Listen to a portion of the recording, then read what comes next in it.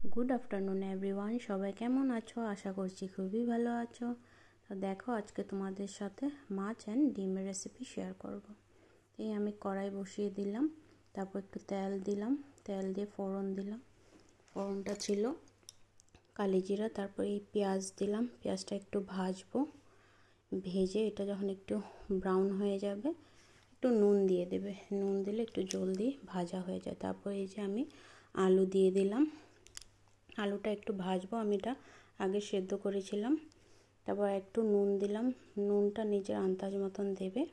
তারপর হলুদ দিলাম, লঙ্কা গুঁড়ো দিলাম, তারপর একটু জিরে গুঁড়ো দিলাম, একটু ধনে গুঁড়ো দিলাম। তারপর একটা নাড়বো।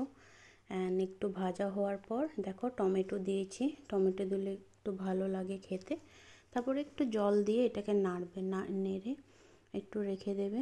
তারপর আমি সাইডে অমলেট করছিলাম, অ্যান্ড এটা দেখো কিচেন কিং দিলাম, ঠিক আছে, অ্যান্ড চিকেন মশলাও একটু দিলাম। তারপর ডিম দিয়ে এটাকে নেড়ে, তারপরে যে অমলেট করেছিলাম বলেছি, দেখো এটাকেও মিক্স করে দিয়েছি। এটা একদম শুকনো শুকনো হয়েছে। দেখো এটা আমার কমপ্লিট হয়ে গেছে, অ্যান্ড ফাইনাল লুকটা দেখো কেমন হয়েছে। আমার তো খেতে খুবই টেস্টি লেগেছে। তারপর দেখো এক পিস মাছ বানাবো, একদম শর্টকাট। মাছটাকে হলুদ লঙ্কা গুঁড়ো দিয়ে একটু মেখে নেব, জিরে গুঁড়োও দিয়েছিলাম। তারপর এই যে মাছটা ডাইরেক্ট দিয়ে দিয়েছি কড়াইতে, একটু ফোড়ন দিয়েছিলাম কারি জিরা, অ্যান্ড মাছটা দিয়ে দিয়েছি। একটু ফ্রাই করব, এটাকে ফ্রাই করার পর সেই মশলাটা দিয়ে দিয়েছি। মশলাটা দিয়ে একটু নেড়ে, তারপর এটা যখন একটু ভাজা হয়ে যাবে মশলাটা, তারপর একটু তেজপাতা দিলাম দুটো। তারপর এটা একটু সুন্দর মতন যখন ভাজা হয়ে যাবে, একটা সুন্দর গন্ধ বেরোবে, তখন এটার মধ্যে জল দিয়ে দেব। আর একটু ভাজা হবে, এখনও ভাজা হয়নি।